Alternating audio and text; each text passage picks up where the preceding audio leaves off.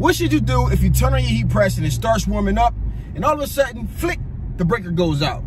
You guys got questions? Well, I've got answers. You guys are watching Ask Stan the Man. We're going to get into this DM question right after the intro.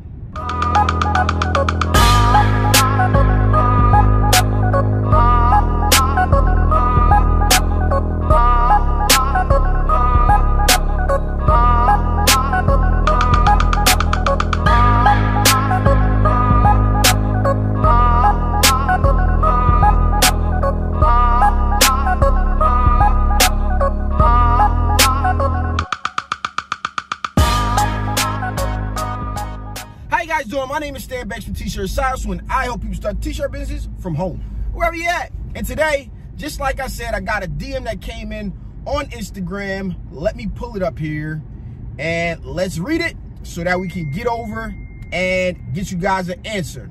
I don't think I've seen anyone cover this topic. How to fix a heat press tripping the breaker issue. I ran into this problem last night. I've had my press since February and never ran into this problem. I see you're in the garage. Where's the best place to use it? Okay, so it's kind of like a two-part question, but one necessarily doesn't make a difference, and the other does. Okay, so where you use your heat press does not matter. That doesn't mean it won't trip breakers. So in order to answer this question, again, I'm not an electrician, but I'm going to give you what I know about the issue that you're having. Okay, so when I was growing up as a kid, we didn't have central air. So in the summertime, we put air conditioners in the bedrooms.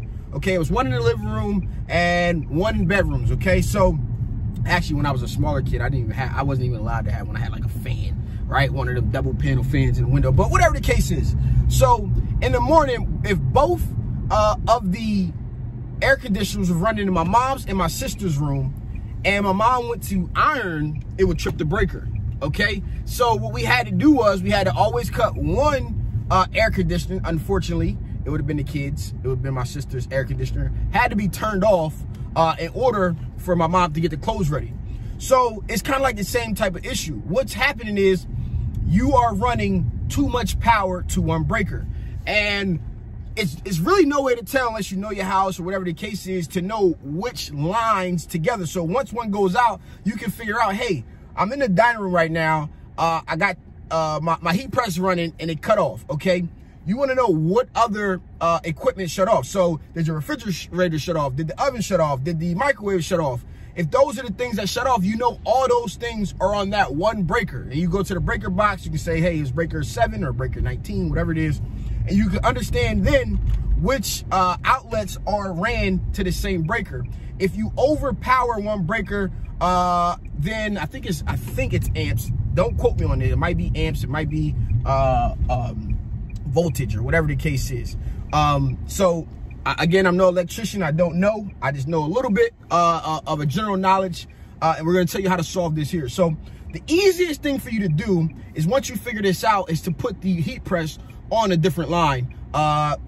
So whatever port or whatever outlet, whatever outlet was not actually being used when those other ones were tripped, you could relocate the heat press to go in those different positions. So again, like, does it matter if I'm in a garage or a basement? No, because let's say you had a deep freezer in your basement and you wanted to use a heat press in the basement, and your deep freezer, your washer, dryer. So that means if you're washing clothes and you want to do work, you could also still flip the breaker if those lines are on the same line. So the easiest thing to do, like I said, is to take that heat press, find a port that is not find an outlet that is not connected to a breaker that will overpower it, so that won't draw too much power from that breaker, and you'll be able to use it. Now, again, I am not the super technical guy. So, I mean, I'm pretty sure there's some people out here with a lot more knowledge on this matter and say, hey, you should do X, Y, and Z, and you should not do this, and you should always use your heat press with this and that and all of that stuff. Man, does the shit work or not is generally my answer, or how I solve the problem. Okay, I would take it and I would move it, and that's a no-cost solution. Now, what you should do, especially if you're getting to some of the industrial heat presses, some of the stalls, the higher end stalls machines, what else we got? We got Geonite, Maybe even just like if you were using a small press and eventually you upgrade it, a small press off of Amazon, you eventually upgrade it to like a 16x20, which may draw more power.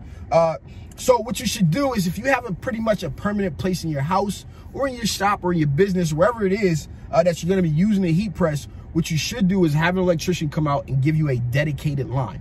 Okay, now what the dedicated line is, basically they're going to take your breaker. If you have an open space on your breaker, they're going to put a new breaker in there, and they're going to run a line from that breaker around to wherever it is that you want, wherever you want to use your press.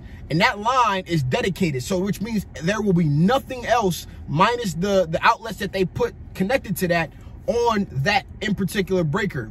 And how does that help you? Well, you don't have to worry about, hey, is my refrigerator plugged up to this? Is this plugged up to that? If you had maybe a 30x40 heat press, which is one that'll take a full shirt or whatever the case is, you get a dedicated line ran to that section where you're gonna have it at, and you no longer have to worry about what power and where the power is coming from, and what else is connected, and what machines or what other things that you have, appliances or whatever, run into that dedicated line. Why? Because it says it in the name. It's dedicated. Now, I got 2 dedicated lines ran in my store, the new store, and I think the guy charged me about $100 each to run them. You know, if you got a guy or you know somebody that knows somebody and you can just get somebody to come through off the books, I think it was, you know, maybe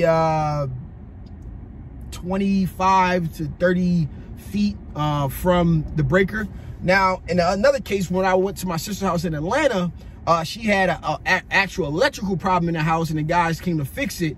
And I asked them how much would it be to run a dedicated line that was maybe only 5 feet from the breaker, because it was right downstairs in the basement, and it was about $220. Okay, so you consider all of that stuff when you're looking for an electrician, how much it costs. You know, I would try to find, if you got a guy, I'm pretty sure you can find somebody who will come off the books and just, you know, collect the, you know, it didn't take him very long to do it. And he did run it through the ceiling and all that stuff. Sometimes they run a little metal,